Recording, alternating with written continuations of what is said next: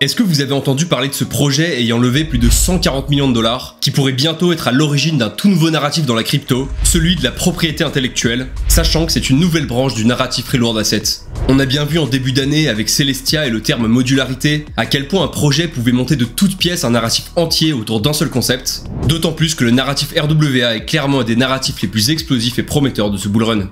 Et le projet de cette vidéo, Story Protocol, a une ambition claire, qui est de repenser entièrement le système actuel de propriété intellectuelle à travers la tokenisation. Dans cette vidéo, on parlera d'IP pour Intellectual Property, et c'est ce principe d'IP qui pourrait amener une vague spéculative énorme si le projet réussit son pari. En plus, faut savoir que le marché des IP est très vaste, car il englobe des secteurs majeurs comme les médias et tout le secteur du divertissement, c'est-à-dire le gaming, le cinéma, la musique, etc.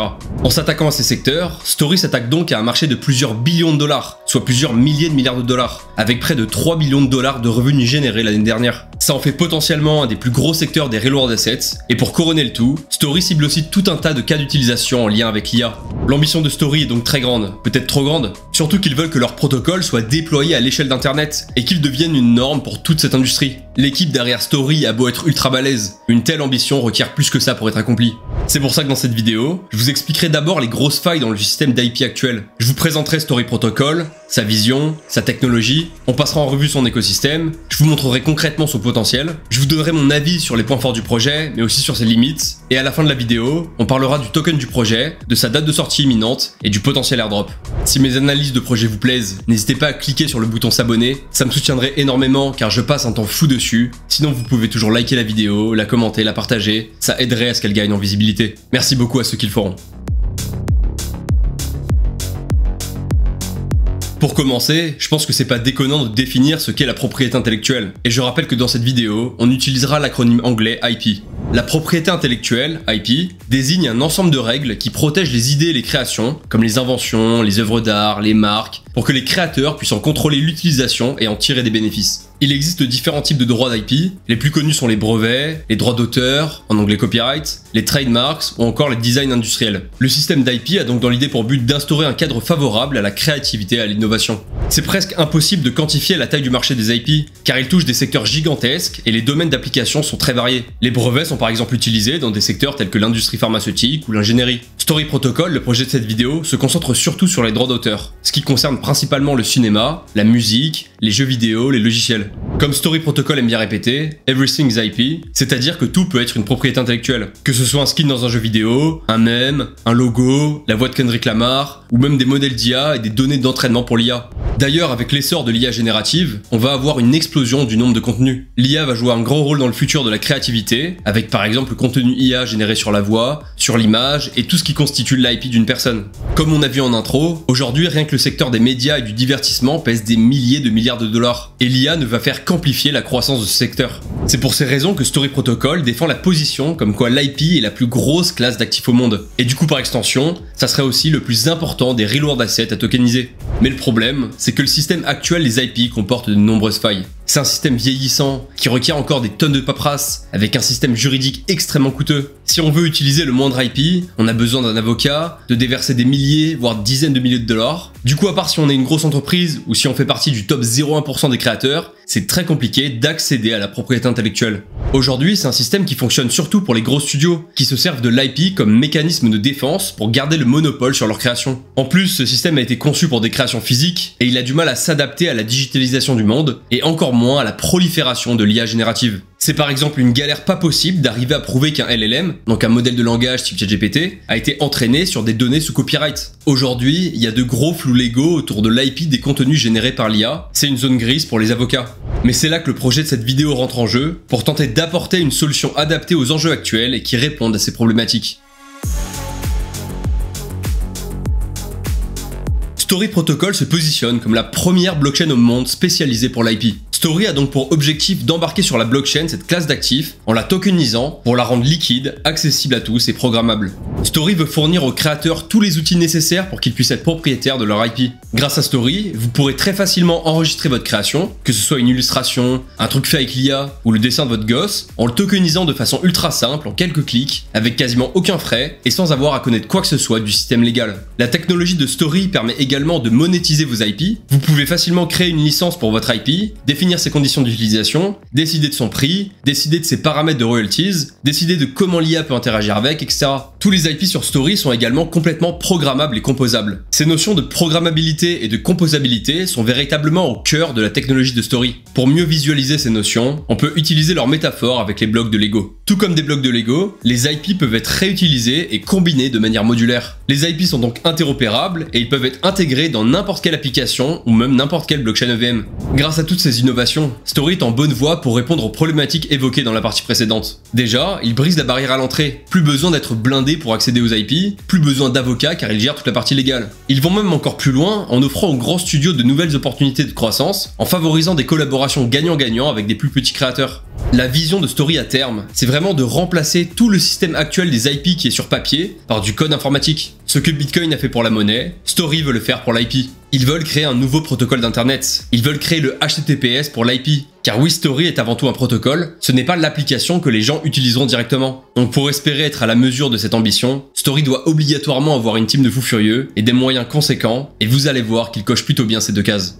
Story Protocol est un projet qui a été initié il y a 2 ans par Sung-Young Lee et Jason Zhao. Sung-Young Lee, c'est le CEO de Story, et par le passé, il s'est notamment lancé dans l'entrepreneuriat avec la création de sa boîte Radish Fiction, après avoir réalisé des études à l'université de Oxford. Radish Fiction, c'est une app mobile de roman fiction qui a été téléchargée des millions de fois. Il a réussi à lever en tout plus de 65 millions pour cette boîte, et il a revendu la boîte à Kakao pour 440 millions de dollars en 2021. Il a ensuite justement été Global Strategy Officer pendant 1 an et demi chez Kakao, sachant que Kakao, c'est une très grosse boîte coréenne dans le secteur du divertissement. Il a également d'autres accomplissements très sympas à son actif, vous pouvez mettre pause si vous voulez tous les lire.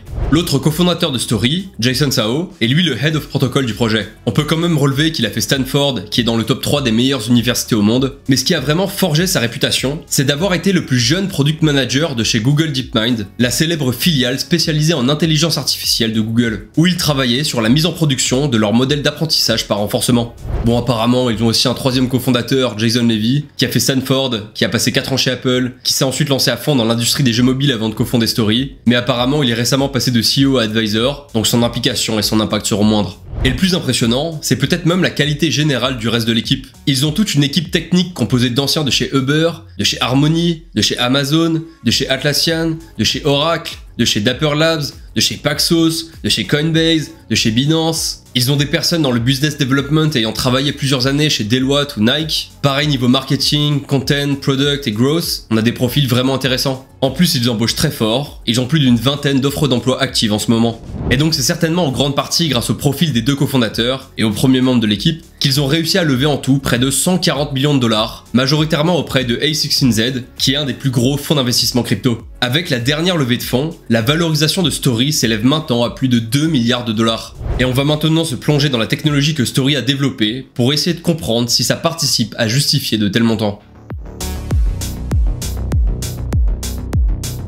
L'infrastructure technique de Story est composée de 3 éléments clés. Il y a la Layer 1, le Story Network, il y a le Proof of Creativity Protocol, et il y a la Programmable IP License. Maintenant, on va un peu soulever le capot pour voir ce qui se cache derrière ces appellations assez abstraites. Alors premièrement, la base de Story, c'est sa Layer 1 qui a été spécialement conçue et optimisée pour gérer les IP. Cette Layer 1 est ce qu'on appelle Fully EVM Equivalence, ce qui signifie que les développeurs peuvent apporter leur application EVM écrite en Solidity directement sur Story. De cette façon, Story peut s'exposer à l'effet de réseau d'Ethereum. Cette Layer 1 a été construite avec le Cosmos SDK, qui est le kit de développement élaboré par l'équipe derrière Cosmos. C'est un SDK ultra répandu dans la crypto, énormément de projets l'utilisent, comme Celestia ou la Binance Smart Chain, car il permet de bénéficier du mécanisme de consensus Comet BFT, qui assure des transactions très peu chères avec une finalité rapide. Et quand Story dit qu'ils ont optimisé leur Layer 1 pour les IP, c'est parce qu'ils utilisent des fonctions spécifiques pour gérer des structures de données complexes, comme des graphes d'IP, de manière très rapide et à moindre coût. Grâce à ça, ils expliquent qu'ils pourraient par exemple gérer des demandes exponentielles en puissance de calcul pour redistribuer toutes les royalties, si par exemple ils devaient redistribuer les royalties d'un IP ayant des milliers d'IP par an, qui eux-mêmes auraient des milliers d'IP par an, etc. etc.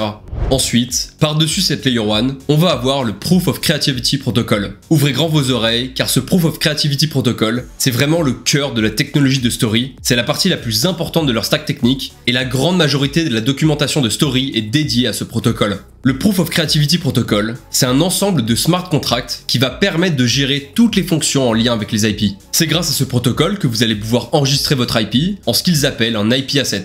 Votre IP, ça peut soit déjà être un NFT, donc un Bored Ape par exemple, soit un actif hors de la blockchain, comme une vidéo ou un tableau. Si votre IP est un NFT, c'est pratique, vous pouvez directement l'enregistrer en tant que IP asset. Si votre IP n'est pas un NFT, donc un actif hors blockchain, vous allez devoir d'abord mint un NFT pour représenter votre IP, et ensuite vous pourrez l'enregistrer en tant que IP asset. C'est dans ce deuxième cas qu'on va d'ailleurs parler de Real World Assets, car vous allez tokeniser un actif off-chain. On peut noter que cet IP asset est enregistré au format NFT ERC721, mais l'IP asset comporte de nombreuses métadatas en plus, et ces métadatas, ce sont les données programmables qui vont définir tous les attributs de votre IP asset. Et donc ensuite, une fois votre IP asset enregistré, il va y avoir un IP account associé qui va être automatiquement créé. Un IP account, c'est un smart contract, plus précisément un genre d'ERC 6551 modifié, qui va permettre de stocker les données de son IP asset associé. C'est aussi cet IP account qui va gérer toutes les fonctionnalités auxquelles pourra accéder votre IP asset. Ces fonctionnalités sont appelées modules, et ce sont donc ces modules qui permettent aux développeurs d'interagir avec les IP, c'est ça qui les rend vraiment programmables. Actuellement, il y a 4 modules principaux, le licensing module, le royalty module, le dispute module et le grouping module. Le licensing module, module de licence, c'est le module qui vous permet, comme son nom l'indique, de créer une licence pour votre IP. La licence, c'est ça qui va définir clairement toutes les conditions d'utilisation et de commercialisation d'un IP. Et le modèle de licence utilisé, c'est la Programmable IP License, qui est une autre composante de l'architecture de Story dont on reparlera juste après. Ensuite, le royalty module, c'est le module qui va préciser comment les revenus circulent entre un IP asset parent et un IP asset enfant et automatiser la redistribution des revenus. A noter que ce module de royalty est lié au module de licence, car c'est dans les contrats de licence que les paramètres de royalty sont définis. Par exemple, si je crée un IP asset pour une musique, je peux définir dans la licence que les royalties pour l'utilisation de cette musique sont de 5%. Et donc à chaque fois que quelqu'un utilisera l'IP asset de ma musique et qu'il générera des revenus, il devra me redistribuer 5% de ses gains. Ça peut paraître simple, mais parfois les politiques de royalties sont très complexes, avec des formules compliquées, donc le module de royalty permet de gérer les paiements des royalties de manière sécurisée et automatique. Ensuite, il y a le dispute module, donc module de litige, c'est le module qui va permettre de gérer on-chain les litiges à propos des IP qui auraient été mal enregistrés ou enregistrés à des fins malveillantes. En gros, imaginez que quelqu'un essaye d'enregistrer l'IP de Nike ou Netflix pour se faire passer pour eux, il faut bien un système pour empêcher ce genre de pratique et résoudre les conflits quand quelqu'un le fait. Pour finir, le grouping module, c'est le module qui va permettre de définir les conditions de plein d'IP à la fois, ce qui débloque tout un tas de cas d'utilisation, comme dans l'entraînement de modèles d'IA, pour par exemple mettre une licence sur des sets de données. Donc voilà, ce sont les 4 modules de base construits par Story, mais on peut noter que n'importe qui peut développer de nouveaux modules pour d'autres cas d'utilisation plus spécifiques. Et comme j'ai dit, lié à ce Proof of Creativity et au module de licence, on a la Programmable IP License. La Programmable IP License, aussi appelée PIL, c'est le template de licence créé par l'équipe de Story. C'est ça qui comporte l'ensemble des conditions prédéfinies que les utilisateurs vont devoir remplir pour créer leur licence. C'est ça qui va définir si quelqu'un peut utiliser tel IP à des fins commerciales, quel est le coût d'achat de la licence, comment va être récompensé le créateur de l'IP, etc., etc. Vous pouvez retrouver toutes les conditions de cette PIL dans la doc, vous pouvez voir qu'il y en a pas mal, et vous pouvez retrouver le texte légal sur leur GitHub.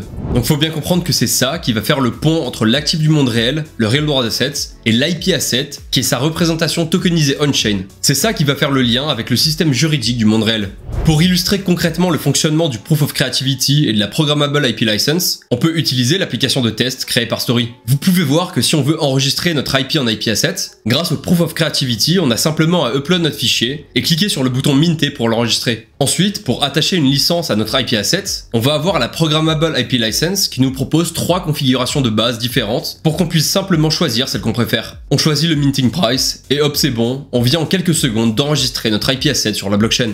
Story a vraiment travaillé pour que ce soit possible de créer des expériences d'utilisation très simples pour les utilisateurs. Mais Story a aussi mis fortement l'accent pour que leur techno soit ultra accessible pour les développeurs. Les développeurs peuvent bien évidemment intégrer la techno de Story avec des smart contracts Solidity, mais Story a aussi fait en sorte que les développeurs puissent intégrer leur techno avec des API, sans avoir à connaître quoi que ce soit en blockchain et en Web3. Ça pour le coup je trouve ça très puissant, et c'est ce que devraient faire la plupart des projets s'ils voulaient prétendre à une bonne adoption. Pour finir sur l'architecture de Story Protocol, on va avoir par-dessus toutes ces briques la couche d'application, appelée Application Ecosystem. En gros, c'est tout simplement sur cette couche qu'on va retrouver toutes les applications qui se construisent en utilisant la tech de Story. Donc voilà, faut bien comprendre que Story c'est une infrastructure, c'est pas une application en soi. Derrière, pour que la tech de Story soit adoptée, il faut absolument que des applications se construisent dessus pour créer de réels cas d'utilisation. Et ça tombe bien, car on va voir tout de suite quels sont les projets qui se développent actuellement sur Story.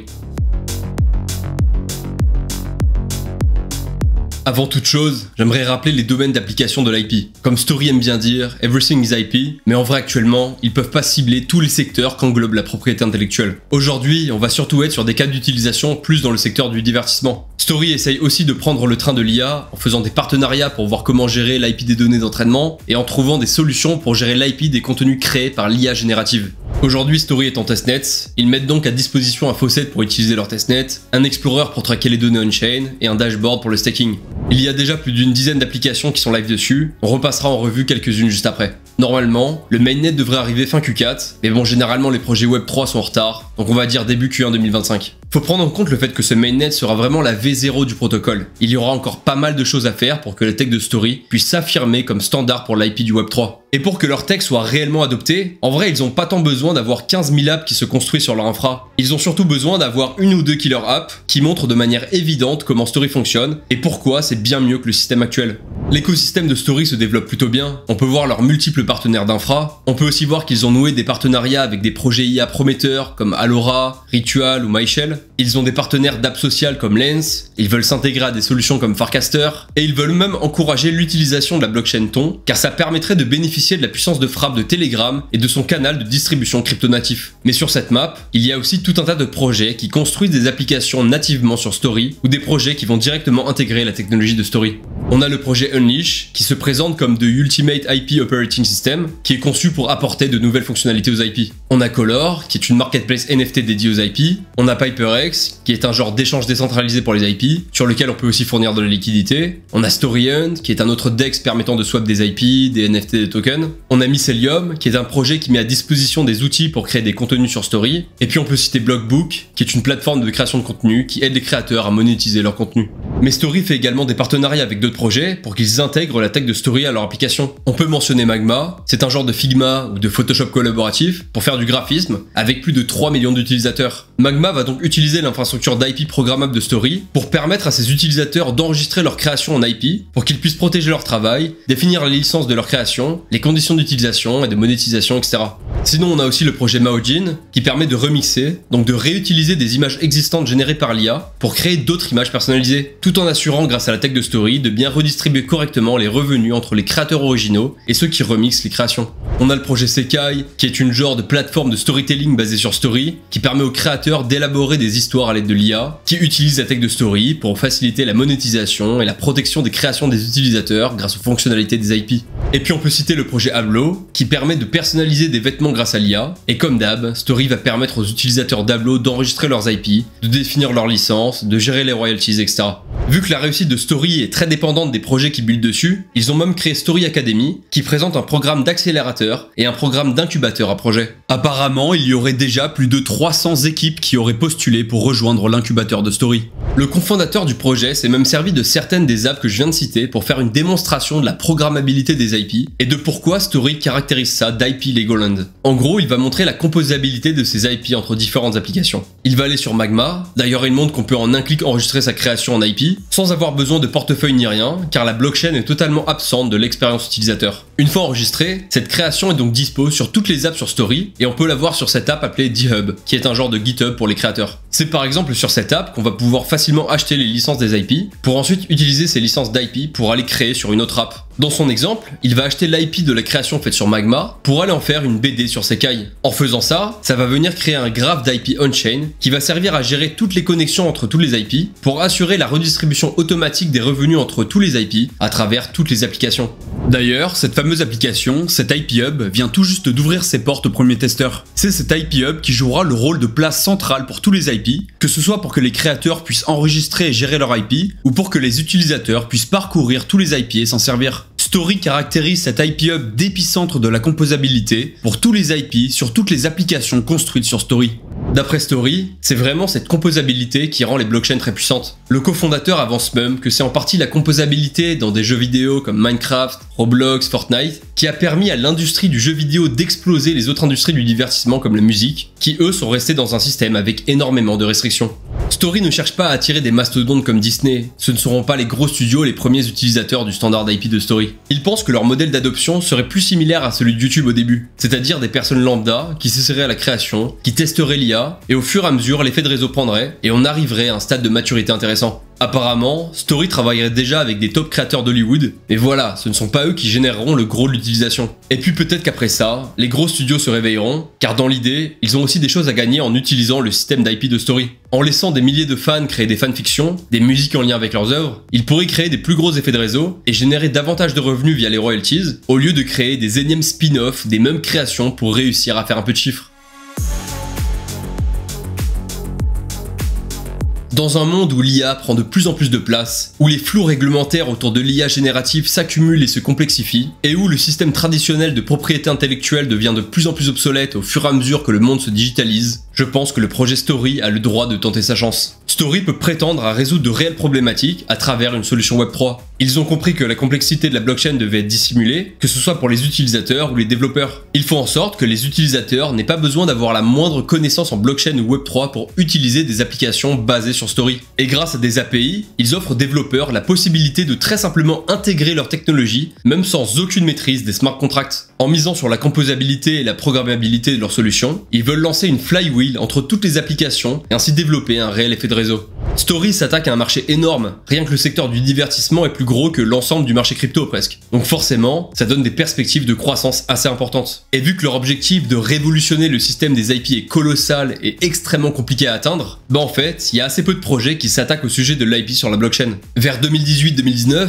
on a eu des projets comme Ascribe ou Codex Protocol qui ont un peu tenté leur chance mais qui ont envie d'abandonner. Plus récemment, on a IPWE, un projet en partenariat avec Casper qui avait essayé de lancer une solution mais qui est mort il y a quelques mois. Sinon, on a quand même des organisations très sérieuses, comme WIPO, la World Intellectual Property Organization, qui a publié des rapports sur la potentielle utilisation de la blockchain pour l'IP, mais ça s'arrête un peu là. Il n'y a pas eu grand chose de concret derrière, j'ai l'impression. À ma connaissance, il n'y a aucun projet qui a vraiment réussi à mettre l'IP sur des blockchains publiques, tout en rencontrant un minimum de succès. Et donc c'est un peu dans cette grande complexité que réside en quelque sorte l'opportunité derrière Story, et c'est en partie pour ça qu'ils ont réussi à lever autant d'argent. Je n'ai aucune idée de si Story réussira son pari ambitieux, mais ça me semble pertinent de vouloir améliorer le système traditionnel des IP. Ils ont une team que je trouve honnêtement assez balèze, ils ont de gros funding, donc ils n'ont pas non plus des moyens ridicules par rapport à leur ambition, aussi grande soit-elle.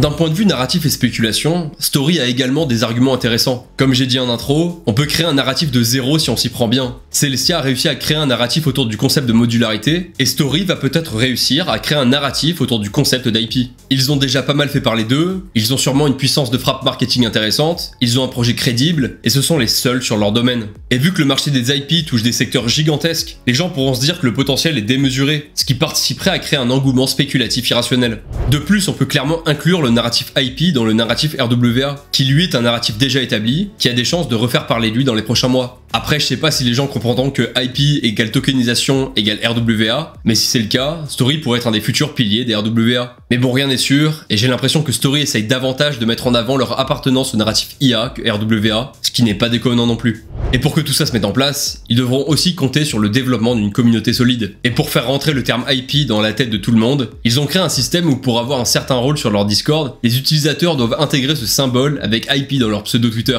Donc si vous avez vu dans votre feed Twitter tout un tas de personnes avec ça dans leur pseudo, bah maintenant vous savez pourquoi. Mais bon, à mon avis, si les gens font ça, c'est pas tant qu'ils sont fans de Story, c'est surtout qu'ils se disent qu'en ayant ce rôle, ça pourrait les rendre éligibles à quelque chose. Alors comme j'ai dit dans la partie d'avant, Story n'a pas vraiment de concurrence. Et c'est le cas, mais ça veut pas dire qu'ils n'ont pas une tech comparable à d'autres projets. Sur leur post d'annonce de levée de fonds, le top commentaire, c'est le fondateur du projet Luxo qui leur demande pourquoi ils n'ont pas juste utilisé leur technologie pour créer Story. En fait, Luxo a développé le standard de compte ERC 725 qui permet de faire à peu près tout ce que les standards de Story permettent de faire, en plus d'autres fonctionnalités. Donc Fabian accuse globalement Story d'imiter leur tech, mais en moins bien, et du coup maintenant la communauté de Luxo ne voit pas Story d'un très bon œil. Honnêtement, j'ai pas assez d'infos pour affirmer si oui ou non les ingénieurs de chez Story se sont inspirés de Luxo. C'est vrai que le standard de Story ressemble à celui de Luxo, mais c'est pas invraisemblable non plus qu'ils aient pu avoir une idée similaire. Et puis la tech et la valeur ajoutée de Story n'est clairement pas basée uniquement sur ce standard. Et de toute façon, c'est malheureusement pas souvent la tech qui fait la réussite d'un projet, mais plutôt la communauté et l'effet de réseau qu'ils arrivent à créer. C'est pour ça que pour moi, un des plus gros risques pour Story, c'est qu'ils ne parviennent pas à faire adopter leur solution. Story veut révolutionner le système des IP en créant un nouveau standard, mais du coup c'est assez binaire. Soit leur standard est adopté, soit c'est pas le cas, et la probabilité que ce ne soit pas le cas est assez élevée, et ça pour tout un tas de raisons. Déjà, on peut se demander s'il y aura vraiment un marché pour leur solution, ou si c'est pas un énième proof of concept inutile surfinancé par des VC. On peut se demander si leur tech n'a pas des failles, s'ils arriveront à gérer tous les problèmes qu'elle engendrera, car c'est une certitude qu'elle en engendrera. On peut se demander s'ils arriveront un jour à attirer une masse critique, s'ils arriveront à séduire les gros studios. On peut se demander s'ils finiront par accueillir au moins une killer app, ce qui est essentiel à la réussite du projet. Enfin voilà, ça laisse encore beaucoup de questions en suspens, et c'est ça qui déterminera si oui ou non le projet survivra dans les années à venir. Sachant que bon, pour l'instant, les applications qui se développent sur Story sont à des stades assez peu avancés, et ça casse pas trois pattes un canard, on va dire. Et puis comme on a vu juste avant, il y a déjà quelques projets qui se sont frottés à cette opportunité, mais ils sont tous morts aujourd'hui. Mais du coup, limite la plus grosse concurrence que Story pourra avoir, c'est si je sais pas, l'État américain s'est décidé à refondre son système d'IP en se servant de la blockchain, ce qui pourrait rendre obsolète la tech de Story, mais bon, on a encore un peu de marge avant que ça arrive. L'autre risque majeur auquel Story pourrait être confronté, surtout d'un point de vue spéculatif, c'est au niveau de sa tokenomics. Story a levé près de 140 millions de dollars, ce qui est considérable. Du coup, on peut logiquement s'attendre à ce que le projet sorte avec une FDV très haute, ce qui ne laisserait pas forcément un upside énorme pour les retail. Après avoir comment ils vont concevoir leur tokenomics, peut-être qu'ils feront en sorte que les libérations ne commencent pas après la fin du bull run de 2025. Dans ce cas, ça pourrait laisser un créneau de pump intéressant au projet, si sa market cap n'est pas trop élevée. Mais voilà, rien ne dit qu'ils vont pas faire une tokenomics affreuse ou que le projet ne va pas sortir avec une FDV monstrueuse. Et s'ils comptent faire un airdrop, ils ont fortement intérêt à faire mieux que les airdrops des précédents gros protocoles, car sinon ça risque de plus les desservir qu'autre chose. Donc pour résumer, à court moyen terme, le plus gros risque c'est qu'ils lancent un token avec une tokenomics éclatée qui sous-performe le marché ou fasse perdre de l'argent aux investisseurs. Peut-être que le narratif IP ne prendra jamais et que le projet passera inaperçu parmi les centaines de projets prometteurs de ce bull run. Et à moyen long terme, le plus gros risque c'est que la techno de Story ne soit pas adoptée et donc que le projet échoue dans sa mission et finisse par mourir. J'ai vu plusieurs threads passer sur Twitter de personnes faisant des tutos de comment utiliser les applications sur Story pour se rendre éligible à un airdrop. Si vous êtes curieux, c'est toujours sympa à faire, et puis ça coûte rien car Story est en testnet, mais je suis pas sûr que ça rende éligible à quoi que ce soit. Vu comme la méta airdrop est cassée, les projets ont de moins en moins envie de faire des airdrops. Après si vous êtes malin, il y a peut-être tout de même des opportunités à saisir. On n'a encore aucune info précise sur la date de sortie du token, mais ça sera probablement fin 2024 ou début 2025, en même temps que la sortie du mainnet. Et je rappelle, mais c'est pas parce que Story est un projet intéressant que son token sera forcément un investissement intéressant. Si vous voulez avoir mon avis sur leur token quand on aura plus d'infos dessus, je vous conseille d'aller me suivre sur Twitter, j'en parlerai sûrement là-bas. Je précise aussi que je ne suis pas expert de la propriété intellectuelle. Dans cette vidéo, j'ai essayé de synthétiser au mieux ma compréhension et mon analyse du projet, mais il y a sûrement des éléments que j'ai pas en tête et que j'aurais dû mentionner. En tout cas, si vous avez aimé la vidéo, je vous invite vraiment à vous abonner à ma chaîne et à liker la vidéo. Si vous croyez en l'avenir des cryptos, ça serait dommage de passer à côté de mes prochaines analyses, d'autant plus que la partie fun du marché haussier est probablement sur le point de commencer.